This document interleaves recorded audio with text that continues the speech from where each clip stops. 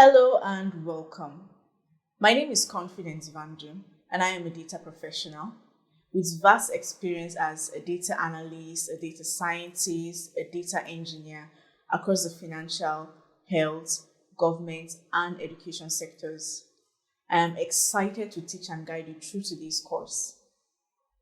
In this video, we'll be introducing you to the data analysis and data visualization basics.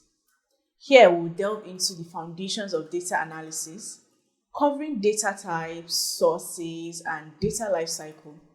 We'll introduce popular tools for data analysis, followed by the principles of effective visualization, helping you choose the right charts and workflows to make your insights clear and impactful. Whether you're new to this subject or looking to deepen your understanding, this session is designed to give you clear insight and practical knowledge to get started. So, let's jump right in and learn. Basically, everything you're going to learn on this course is important to understand what data is to begin with. So, what is data? Data is raw, unprocessed information collected from various sources. It can be quantitative, which is numerical, or qualitative, which is descriptive. So, think of data as anything that gives any form of information at all. So, for example, the color of your hair, your name, that is data about you. Audio files, video files, and a lot more like that. So, why is data important? Data serves as the foundation for insights, decision making, and optimization. So, we know that there's this trend of AI and machine learning going on about currently in the world across different fields, but all of these are not they are not feasible and they are not important without data.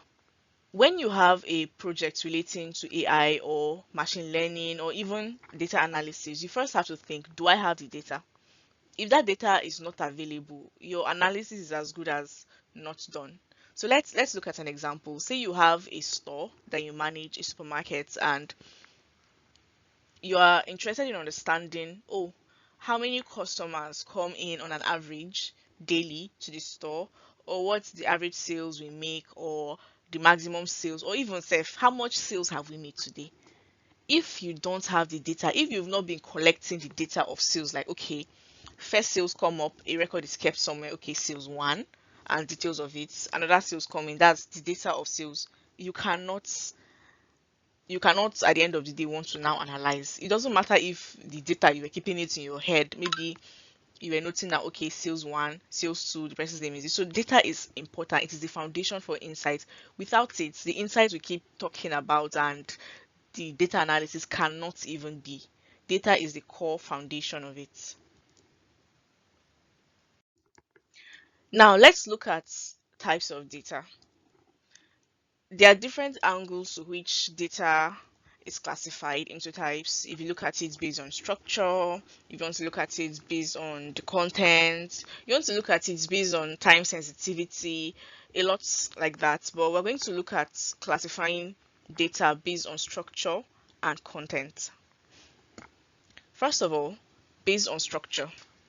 Now, classifying data based on structure, we can categorize them into three categories, which are the structured data, semi-structured data, and the unstructured data. Now, what is structured data? As you can see this representation, we have rows and columns that looks a lot like what you see on Excel sheets, right? So structured data are basically data that are organized in predetermined or predefined formats like tables or spreadsheets. So spreadsheets is another name for Excel, or Excel is a type of spreadsheet. Just like how you have different types of phones, you have Techno, you have Infinix, you have different types of Android phones. So that's how you have different types of spreadsheets like Excel and Google Sheets and others like that. So yes, organized in predetermined format. You can see that everything is organized into rows and columns. So yes, example are spreadsheets and also relational databases. So you've probably heard of SQL, the structured query language. So this is a language that is used to query data that is often stored in relational databases. So relational database, our database is used to store structured data in relational formats where each tables are related to each other. So these are examples of structured data. And then yes, they are stored, like I mentioned earlier, in rows and column, which makes them easily searchable. We also have the semi-structured data. As the name implies, semi-structured. It is somehow structured, it is somehow unstructured. So it doesn't follow a rigid structure like the structured data that's there's rows and there's column, but it has tags or markers that makes it organized. So this is an example of what it looks like. This is a JSON script. You can see that each JSON part, like a dictionary, there's, oh, name is this, description is this. But you can see that the next one does not really conform to the same format. So it is structured, like it has that structure, but it is not as structured as the structured data. So for the structured data, you see that there's consistency in all the columns, there's consistency in the rows, but semi-structured don't have that consistency like the structured data. So examples are JSON, like the image here. Also, we have XML, NoSQL databases. So we spoke about the relational databases where we have the structured data. The NoSQL databases are non-structured query language databases where the data stored there are usually unstructured data. So yes, like mentioned, it has a mix of structured and unstructured traits. Now, what is this unstructured data? It is not organized in a predefined manner.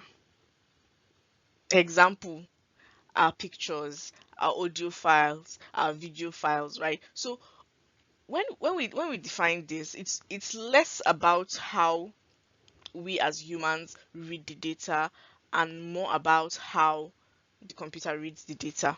Okay, it is not organized in a predefined manner. It's composed of bits, zeros and ones. It's not so, you get, it's not as, oh, name this goes here. It's not as structured as that. So like your images now and your video, it requires more complex processing for analysis. If you have experience in the data field already, likely let's say machine learning, and you've had to work with CSV files, or you've had to work with JSON files, and then you've had to work with audio files. You will know, you understand the difference and how complex it is to work with the unstructured data compared to the structured and the semi-structured data. And for those that are going to go ahead to the machine learning part, you get a hands-on of all of this. Now, classifying data types based on content. We mentioned qualitative and quantitative data when we were introducing what data was, and we said the qualitative data is descriptive and the quantitative data is numerical. Before even going into the classification of the qualitative data, let's understand very well, let's be sure that we all understand what categorical and numerical mean. So for the qualitative data, when we say categorical, it describes, just explain, like, describe this book for me, or describe this laptop for me. This book is red. The book is it's big. The name of the company, like the manufacturers of the book, are, let's say, Longman, right? So these are things that just give description. It is non-numerical description. That's what qualitative data is, and quantitative data is numerical description. Now, I also want to bring into a certain confusion that tends to happen when working with data. Seemingly numerical data can actually be categorical. In as much as categorical data, that's the qualitative data, cannot be quantitative. You cannot say red, you cannot turn red to number, right? But you can turn a number to categorical data. So say for example 20, like 20. So say for example serial number. Say the serial number of your laptop, say a laptop that's with you now, the serial number is 20. So you have to, okay, what's the serial number of this data? It is 20. And there's another laptop that the serial number is 53, right? So as number is 20 and 53. But numerical data, that's the quantitative data, you can perform numerical and arithmetic calculations on them. So you can say 20 plus 50. It doesn't make sense for you to sum 20 and 50 in that scenario. So in that scenario, they are not quantitative data, they are qualitative data. Because it doesn't speak to the count, it speaks to a description, which is their serial number. But for quantitative data, if you actually have 20 laptops, or you actually have 50 laptops. So this is an important distinction to note, because there are times you want to work with data. So as a data person, when you are giving data, you would not always have subject knowledge or subject matter expertise in that field, and you would see some columns that you'd assume that they are numerical. So for example, IDs, no matter if you see 1 2 3 4 5 6 7, if the column is an ID, you just know that it is qualitative and not quantitative. Okay, so for the qualitative data, it can be categorized into nominal and ordinal, right? So nominal, there's no order. For example, we have 5 tables and they have different colors. So if you have to organize them, just it's going to be random, red, blue, because there's no order that has been placed. It's not like red is not greater than orange is not greater than blue. So they are just on the same level, nominal. There's no order. It's just describing what it is. Then ordinal, there's an order to it. For example, educational level. So in schools, where you have JS1, JS2, JS3, SS1, SS2, SS3, let's not even break it down. Maybe the 1, 2, and 3 cell has created order. But let's say primary school level, primary, secondary, and tertiary, right? So they're not numerical, but there's an order to it. Secondary level of education is higher than primary, is higher than. So these are things for you to note when working with the data. So for the quantitative data, they can be grouped into discrete and continuous. So discrete are basically count of distinct items. Oh, how many books are here? How many tables are here? How many pencils are needed in the class? Just like whole numbers, like, oh, 5, I need 10 books, I need this. While continuous measures a range of values, for example, temperature. Now, we can also group data based on content from a different angle, right? We can group them into strings, integers, floats, boolean. So these deeper calculations are especially important for people who are going to use programming languages for data analysis. So strings are texts, integers are whole numbers, floats are decimal numbers, then boolean when you're coming to logical analysis, where you have your true and false, right? 1 or 0s, true or false.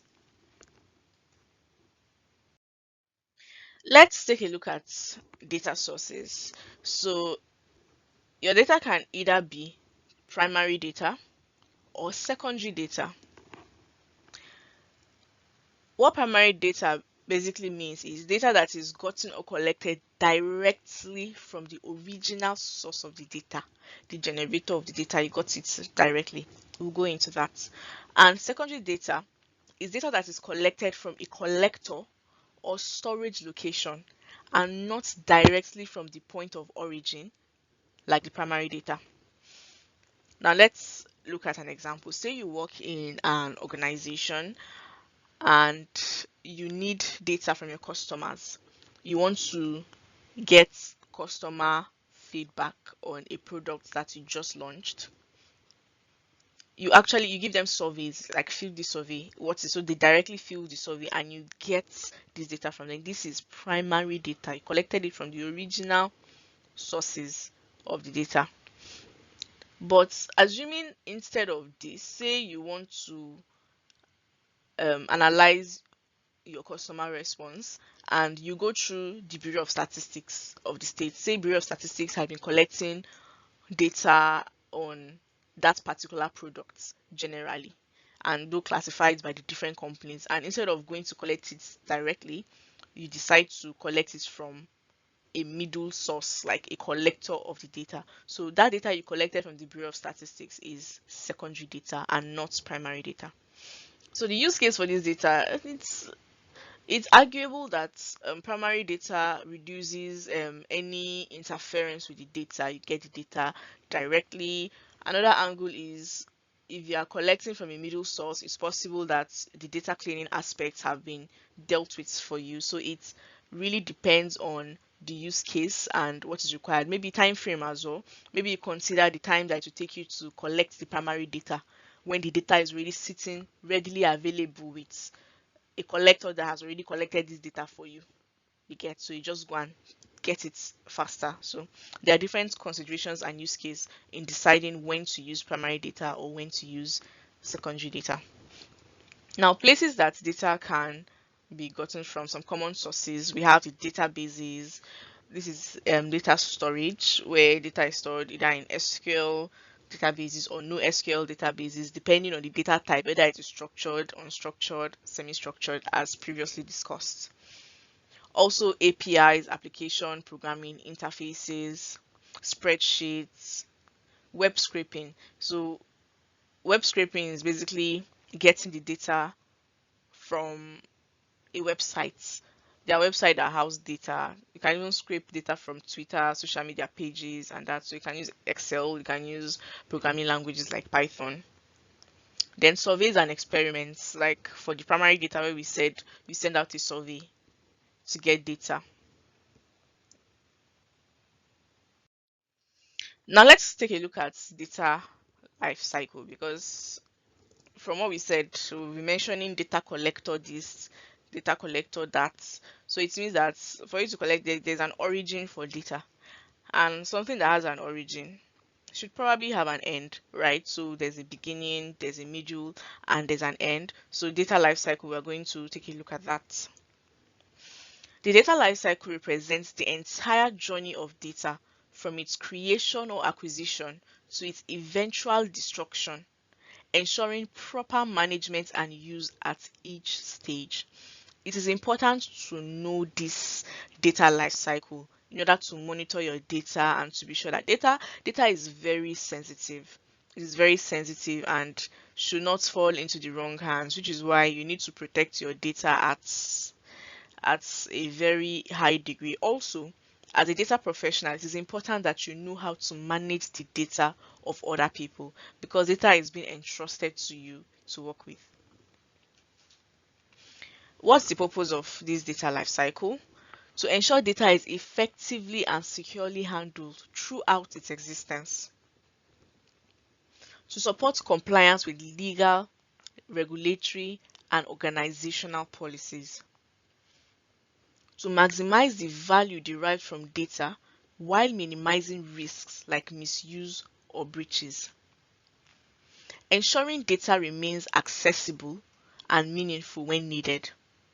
Lifecycle optimization, efficiently managing resources and storage costs.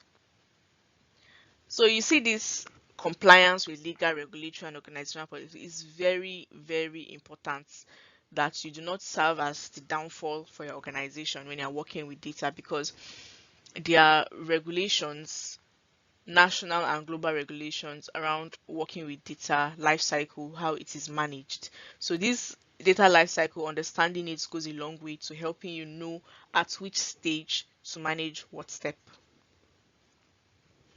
Applications, everyday life. The reason I say everyday life is, yes, as a data professional, manage the life cycle of data, how you source the data, how you keep it, but also in your everyday life, even as a person who does not know anything about data analysis, have no training, it is important that you manage the life cycle of your data. Especially as an internet user, you generate data every day.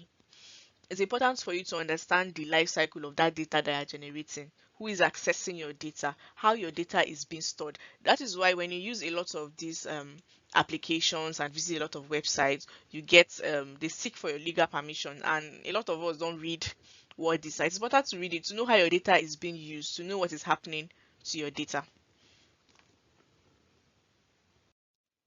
Let's look at different stages that are involved in data lifecycle. So we have the creation. This is the initial generation or acquisition of data from various sources. So this is where you look for the data, where you either send out the survey, the list of data sources that we had mentioned earlier. Yes, this is where data is gotten from different sources. That's the beginning. This is where data is born. This is the birthday of the data. Then we have data storage, the storage stage. Now, the process of securely saving data for future access and use. So when you've collected this data, you may use it immediately as you're collecting it, but sometimes that's not it. It's not just a one-time use. It is going to be a recurring use. You will still need this data again. So it is important that you save it somewhere that it will be secure, that when you need it, you are able to access it for use. Then we have the usage, the active phase where data is accessed, processed, and analyzed for insights or operations.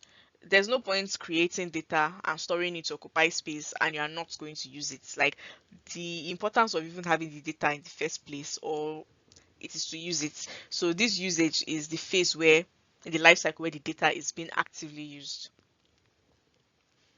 Archival. Moving data that is no longer actively used to a long-term storage for reference or compliance purpose. Now you probably wonder, storage and archival. So archival is keeping it far away. I don't know if you've noticed where on your Gmail you swipe an email and it shows you archive, move to archive. It is a distant storage that's it is safe there, it is okay, but you are not going to use it for a while, right? And retrieval is not usually fast like storage. So storage is save it to, I'm using it semi-actively or actively, but archival, let's just keep it in view. I'm not using it now, I may never even use it, but let's look at how things go. So that's basically archival. Then we have destruction, securely erasing data that is no longer needed or has exceeded its retention period. Okay, this data has been created, right? And what's the point of storing it? I'm not using it. I can't even archive it because I know for a fact that I am never going to use it again or ever. Like, I'm not using it. So, or there are certain policies around data, that there are certain types of data that maybe you see that the policy says, oh, don't use this data should not be stored over 10 years, for example. So once that data is that 10 years, it doesn't matter if you think, we need it again, or this, the policy has stated that this type of data cannot be stored beyond this period, so it has to be destroyed. Emphasis on securely erasing the data. Now let's take a look at data lifecycle flowchart. This is more like a demo of how you make the decisions of moving from one stage to another for data. So this is what it looks like, and we're going to break it down from the start. So this is where we start. We determine the need for the data. So we don't just start with creating data for the sake of creating the data. There has to be, or there has to have been, a predetermined need for the data. So let's have a case scenario. So let's say we need to distribute, we work for the government and we need to distribute palliative, or let's say we need to distribute COVID vaccines to a particular local government. We don't want to give excess, we don't want to give less, and we just want this visit to be one-time delivery to the health facility. So we realize that we need the data on the population of this community, population and certain descriptive, maybe the age, the gender, because all these determine the milligrams that are needed for the particular vaccine. This is a scenario. I am not a health professional. I do not know if that is how COVID vaccine works, but let's say we need all of that information to be able to determine the right quantities of milligrams or dosage that needs to be sent out. So now that we've determined that, okay, we need this data, we need to get data for this, and we do not have the data currently, the next step in this process is to create or capture this data. So we remember the different data sources that we said, APIs, web scraping, but in this case, we determined that, okay, we need to do a survey, like a census to get the number and all of these metrics that we need to make decision. Please note that it is the decision that you want to make, the insights you want to get is what determines the type of data you try to collect, right? So know where you are going to help you know what you need to get there, and that is what we are looking for. So creation or capture of data, and like I said, for this case scenario, we want to take a census survey of the community and know, okay, these are the number of people there. Now, after doing this and we've captured our data successfully, we're going to prepare for use. So data usually comes dirty, and by dirty it means, let's assume this is a government initiative, this data is being collected manually. We send people into the field and they're like, what is your name? This, they type out the name, your age, this. In the process, there could be certain errors that comes with the data, maybe some missing values, maybe some wrong entries, like what is your age? Maybe you wanted to write 20 and you put 200. Though there are steps that can be put in place. So this is why I said for policy and the importance of knowing your data lifecycle is that knowing the kind of things and issues that you can face at each stage, you are able to prepare ahead for particular stages, right? So yes, preparation for use. Also, data encryption. So there are some particular data that are sensitive that you don't exactly, it may be collected, but you don't need it in your analysis like that. You just need it for a count, right? So for example, if for those who probably have experience working in financial institution, pins, card numbers, so there are ways of encrypting such information so that for any reason that data falls into the wrong hand, or even if the data analysis is the wrong hand, you get, so these data are encrypted for security purposes. So after you've prepared your data for use, the next step, you have to, it's an iterative process. Please know that this is an iterative process, and it is fine that you go forward and you realize you need to step back a bit. So you ask, is the data ready for use? Now that you've done this cleaning, you inspect it. This is my cleaning. Has it cleaned? Like, is it properly cleaned and sufficient for use? So it is either it is not. If it is not, you go back to the previous stage and clean again. You identify the cleanings that have not been properly done and they are redone. However, if you recognize that the data is ready for use, data is now in use as needed. You use the data. You've collected, you've cleaned, it's ready for use, we use it. So in this situation now, we use it and we analyze, okay, this is the number, this is the count, we perform all our mathematical calculations, we arrive at the particular required dosage of COVID that should be sent to that local government area. It's now in use.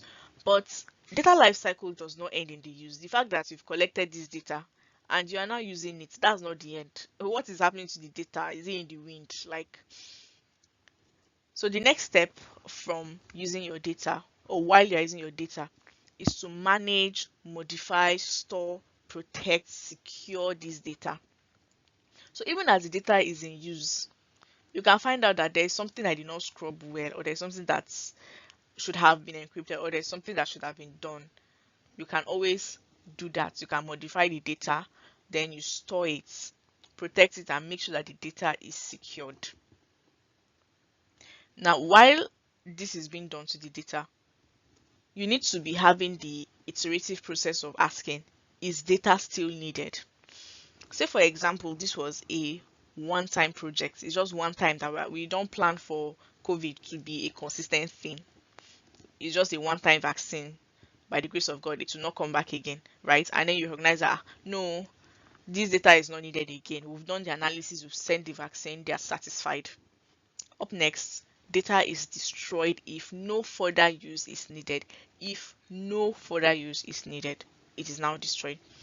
However, if we recognize that this data is still going to be needed, or maybe we heard there's another cycle that is happening, or maybe we need the same data for a different vaccine allocation in future. Maybe we have the idea, we may need it for hepatitis. When we do hepatitis before, we did not have this idea, so we may need this for hepatitis, and then going forward as well, let us keep having the statistics of this local government, of this region, to help us in times like this, because the data collection process can be a lot.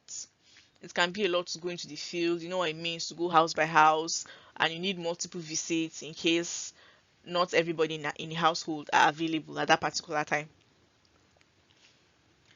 If you recognize that it is still needed, it is stored or archived, right? The reason we say store or archive, remember we mentioned that storage and archival, well, archival is a form of storage, but not all storage are archival. So if you are still using it actively, especially, or you need it in a short period of time, you store it. But if you know that not anytime soon, the data is archived. Even as this data is stored or archived, you still need to be asking yourself like regularly to know, okay, is it still going to be used? Is it, so you know if you go back, destroy it, or leave it in storage or archival. Also, there are times that you collect data and you realize that this data is not sufficient, like, or there's something else that we should have added. So say when we collected this data, we collected their name, we collected the age, we collected the gender, just to guide diagnosis, and then we now realize that we should have collected their medical history as well. Say there are particular there's particular medical history or background that don't go well with the vaccine, or their dosage are a little bit tweaked, maybe in less quantities or in more quantities. So you now realize that no, we need to get more data. You can now go back to the start again, right? And then this is the determination of the need. You need the data and you understand why I need the data, and then start this process all over. This process does not have to be creating a fresh data. It can just be used to append to your data or to modify your data that is already currently existing. However, if you see that there's no need for that again, you can go ahead to maintain this your data that you've seen that okay, it is still needed, like it is stored or it is archived and everything is complete. You store it in a secure data facility. It doesn't, we are saying data facility, it doesn't have to be a physical data facility. You can store it on prem databases, you can store it on cloud storage. It depends on policies, emphasis on policies, because I think in Nigeria there's policy around storing bank data on the cloud, so that can influence how you store your data. So that is it on the data lifecycle flowchart. After this, that is the end. Now let's take a look at the importance of data lifecycle. Large data volume. We are currently living in a technological age where almost everyone is on the internet. This means that data is being generated per millisecond of you being on the internet. If you don't understand how data is being generated on the internet, let me give you an example. So let's say you're on Twitter now, called X. You just log in, like you just logged in and you log out. Somewhere in the database of Twitter, it is being recorded that this user at this time logged in for this duration. Now that is data, and this is just one scenario of data that is being consumed. Even your phone, your browser is storing data on your history that this site was visited by this time. So data is generated per second of you being on the internet. This is speaking less of when you actually post pictures or post videos or even interact, comment, and document something that even the public can see. So for this large volume of data, in order to be able to manage them efficiently, we need to understand data lifecycle and be able to manage them efficiently. Analytics. You would notice from the previous flow that we just analyzed that it is similar to the data analytics process, which we are going to come to meet in the next video. Or in this later on in this video, we're going to take a look at the data analytics process. So you see that it has preparation and it has usage of data. That usage of data is the analytics. You see that it is somewhere around the center of the flowchart, right? This tells you that everything that happens in the beginning of the flow leads up onto that. And then everything that is being done after is important. Okay, so data lifecycle management is very important in analytics process. Organizational efficiency.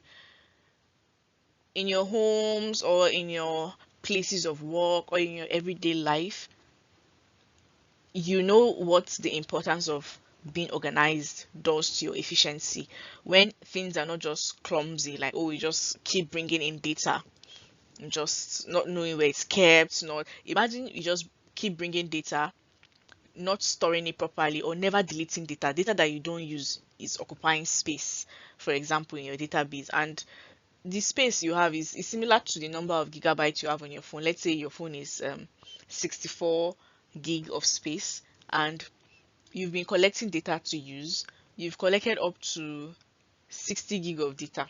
So you use them, they're still on your phone, and 30 gig out of that, you don't need it again.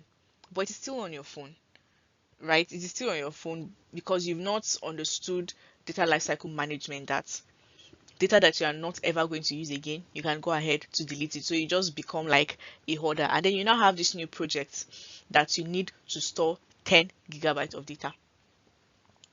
Would you now say you will go and look for extra memory when you have space that need not be filled? It is not cost efficient. This is one example of efficiency. It's not cost efficient, not storage efficient. So being able to understand data lifecycle management and apply it, you are able to boost organizational efficiency.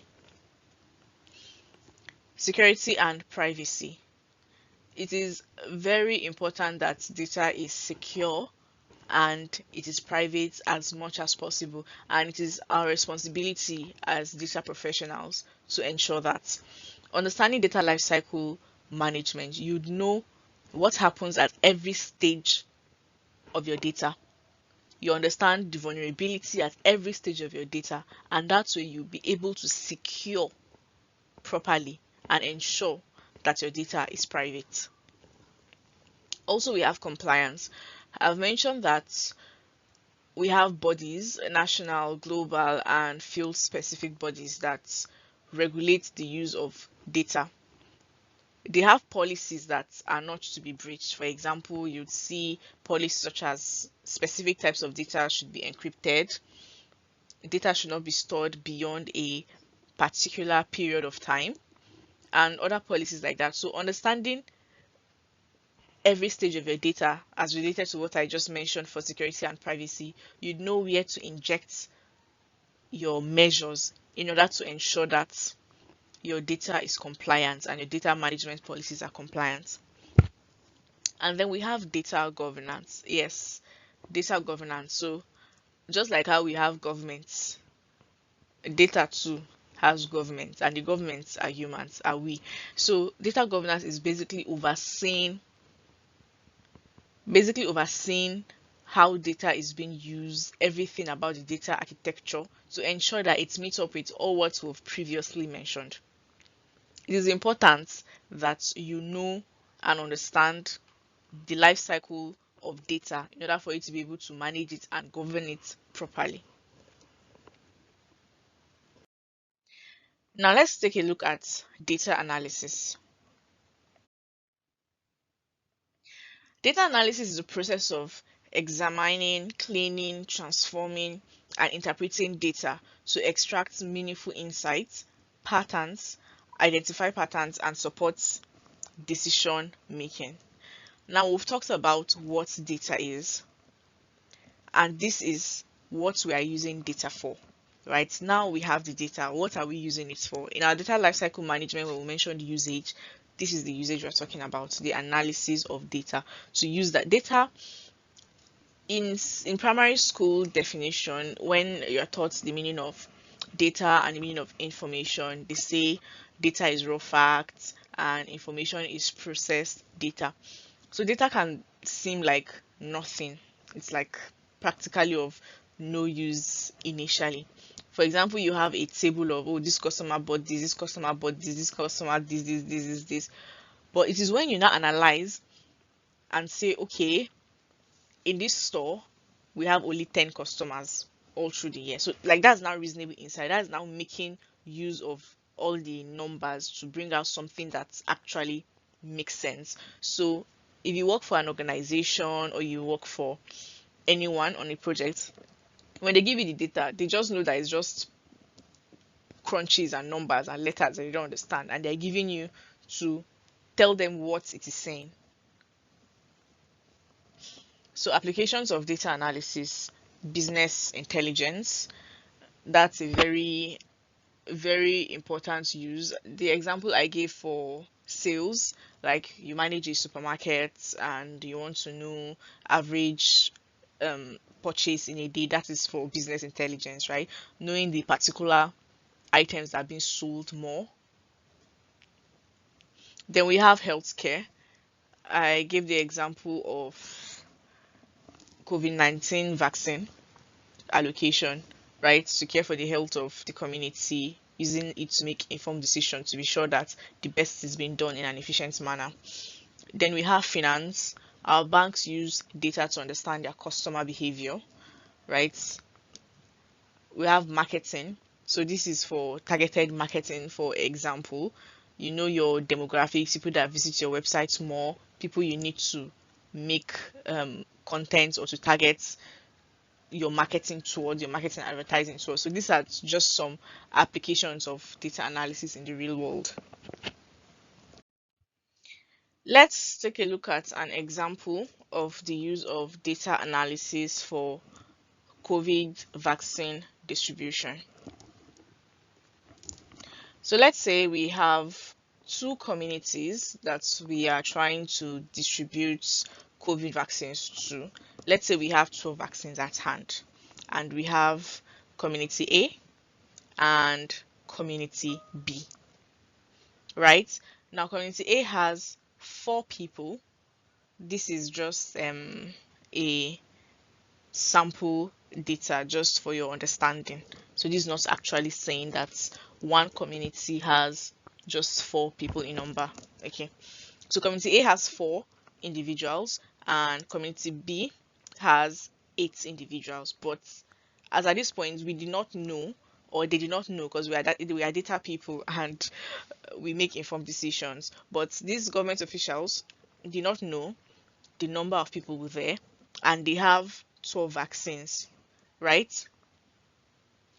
So by their conclusion, they allocate equal number of vaccines to the two communities, because, oh, two communities, 12 vaccines split into 2. You take 6 and you take 6, right? 4, 6, 3, 3, 6. Now, does this look like a fair distribution? Because at the end of the day, you are giving 6 vaccines to the ones that have 4 and they have an excess of 2. You are giving 6 to a community that has 8 people and they are lacking in 2. So this is not a good way of distributing it. This is an uninformed decision, right? This is not a data-centered decision. So this is unfair vaccine distribution, as the data was not used to make informed decision. However, they employed you, or they contracted you as a data analyst to help them with this situation, because they noticed that sharing vaccine, there's always complaint, oh, it's not enough, oh, the ones that have too much will likely not say it's too much, so they'll just say it is okay, but like, it's not enough and all of this. So you decide to take a population check, and you noted the population of all the communities involved, right? And then you noted that, okay, this community has 4, this one has 6. So in as much as there are 2, resources should not be distributed equally, because their population or the count of people there are not the same. So 4 vaccines are given to community A and 8 vaccines are given to community B. Everybody is happy, right? Now, this is what you call an informed decision or a data-centered decision. And this is what data analysis is all about. Making what you see is not always what you get. So this is why you need data to make sure that every decision that you make is informed. Vaccines are fairly distributed across the communities as the analysis of the number of residents is used to guide distribution. Now let's look at the steps for data analysis. So I mentioned that it had similarities with the data lifecycle management. So you can see define question, collect data, clean data, and transform data, analyze data. So we didn't expressively say the share insights and the embrace failure. So this embrace failure is a unique addition. So most of the processes you're going to see online will not include the embrace failure, but it is an important step in data analysis, and I feel that you need it.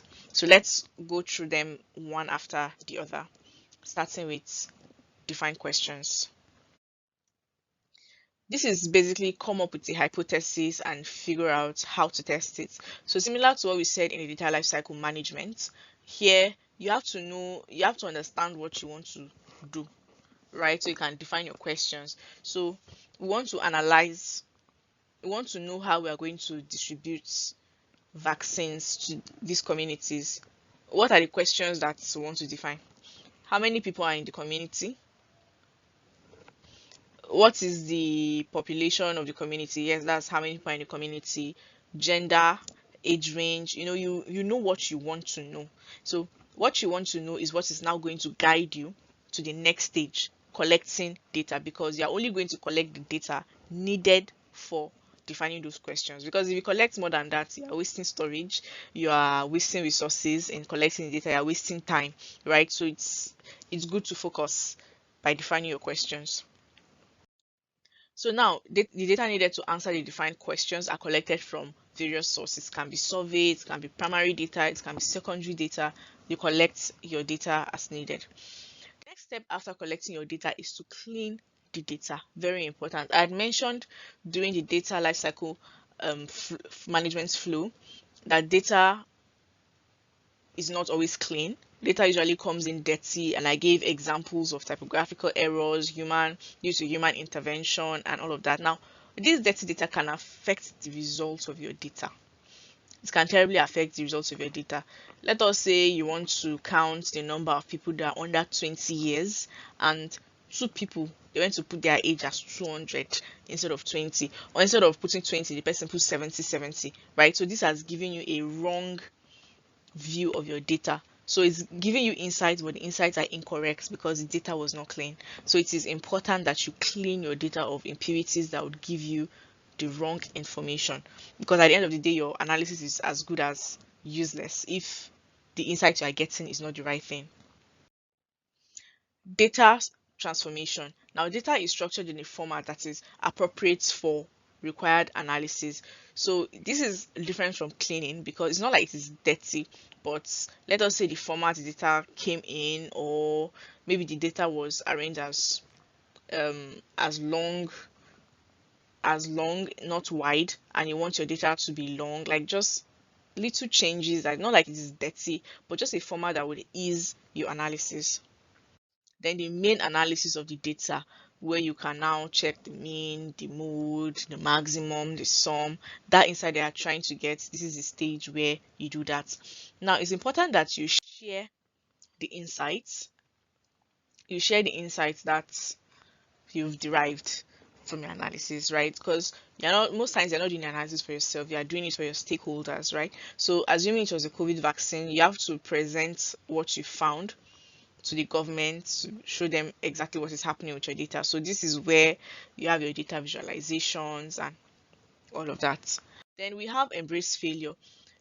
The results of your analysis does not have to be what you expect, and this is a common mistake that data analysts make. The result is different from what's in your human mind, your human eye just saying you perceive. Sometimes what you perceive is not the reality. So, for example, where we looked at the community that had 4 people and the community that had 8 people, Maybe when you strolled in the community that had 4 people, you saw all 4 people in the street. You're like, people are much on this in this community.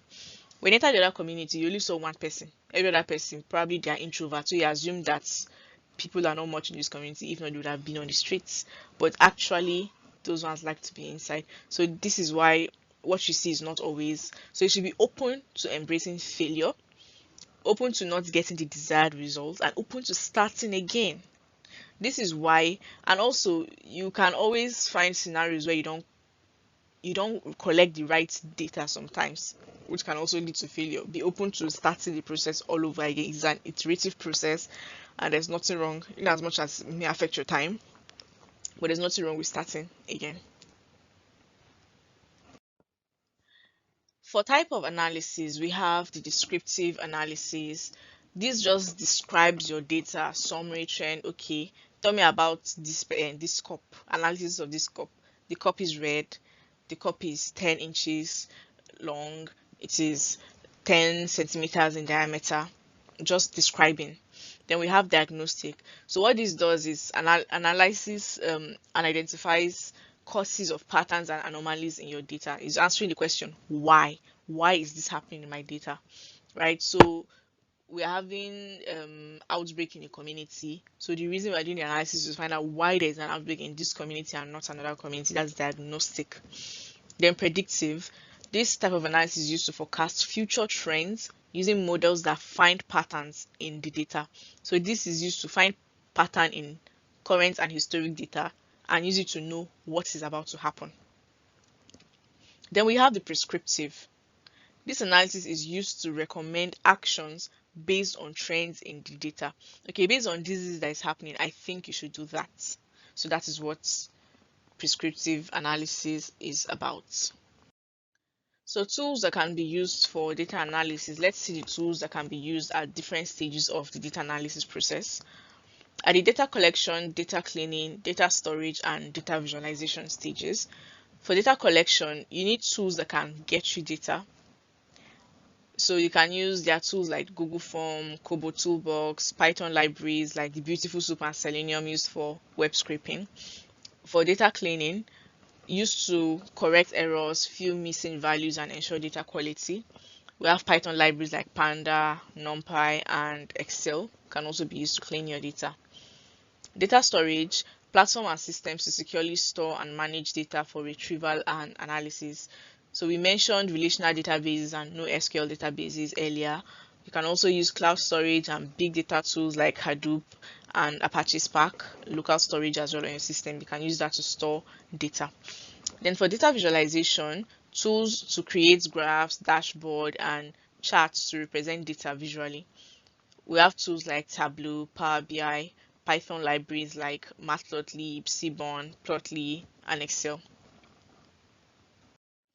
Now let's take a look at principles that guide effective visualization. So these are the key principles for effective data visualization. We have know your audience, choosing the right charts, simplify and focus, use appropriate colors, and label clearly. Now let's take a look at them a little bit more extensively. Know your audience. Tailor the visualization to the knowledge levels and need of the target audience. You would not always have the same level of expertise as your audience. So there are times where you have to present your visualization to fellow data persons like yourself that are vast in data tools and all.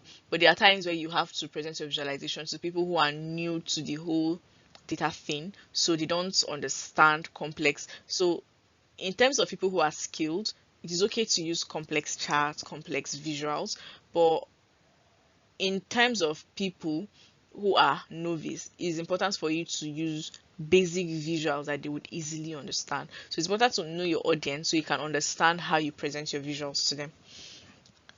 So practices: understand the audience preference and expectations, use appropriate language and complexity based on their expertise, highlight information that is most relevant to their goals. Choosing the right charts. You need to select a chart type that best represents the data and conveys the message effectively. So use bar charts for comparisons, line charts for trends, and pie charts for proportions. Avoid using complex charts when simple ones suffice. Ensure the chosen chart emphasizes key insights without distortion. Simplify and focus. Remove unnecessary details and focus on the most important element of the data. It is very easy for people to get lost in their visualization and just want to show off their skills. I'm good at this, I can do beautiful visuals, complicated, to show that they are very technical, and in the process adding details that are not even needed and just makes it all noisy and clumsy. So it is important that you remove unnecessary details, only focus on what is important and what you are there for, answering the questions that you defined. Practices: avoid clutter by minimizing grid lines, labels, and decorations. Highlight key trends or outliers using emphasis technique. Use minimal design to guide the viewer's attention to critical points. Use appropriate colors.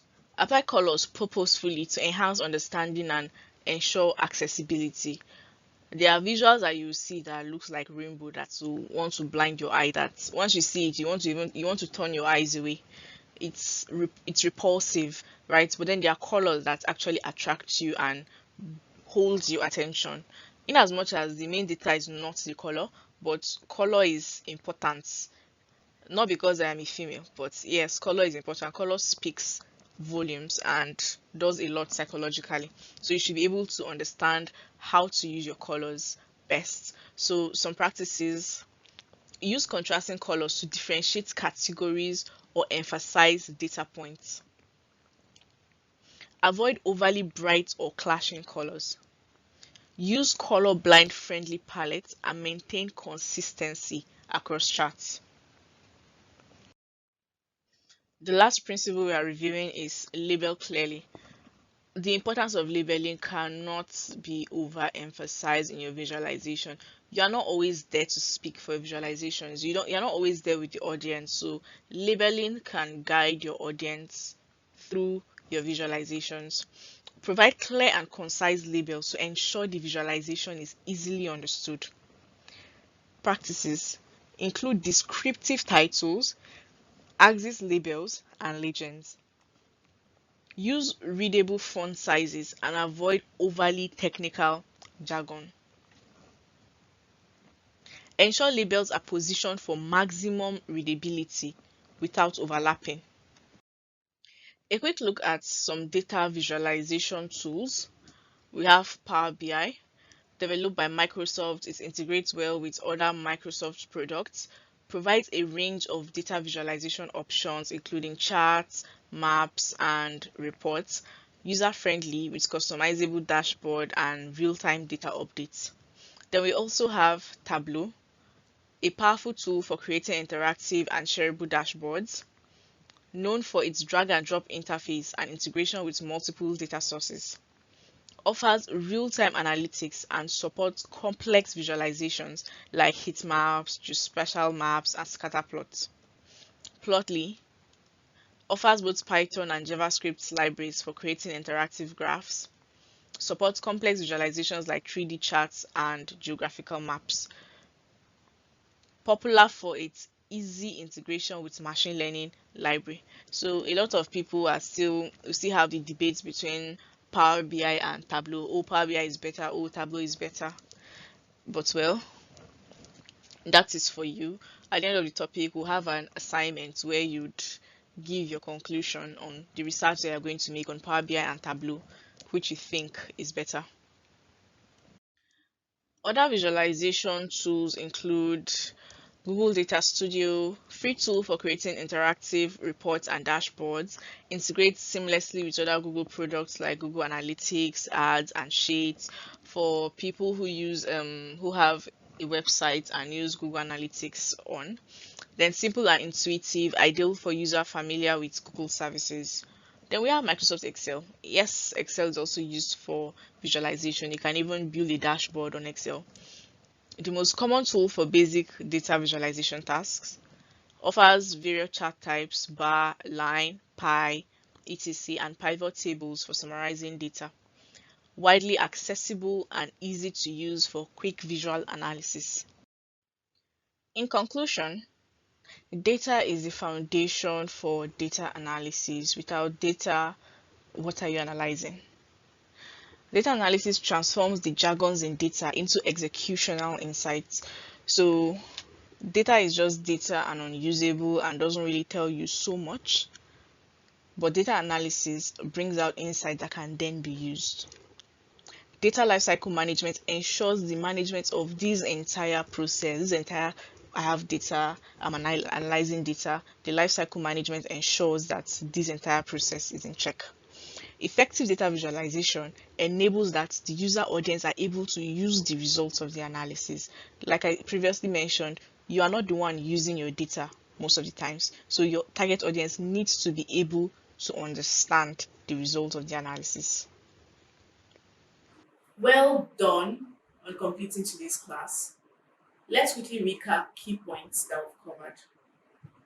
We've explored the fundamentals of data types, sources, and data lifecycle, uncovered powerful tools for analysis, and learned how to craft effective visualization. A memorable takeaway from today's session is understanding how data types are essential in deciding on the right visualization.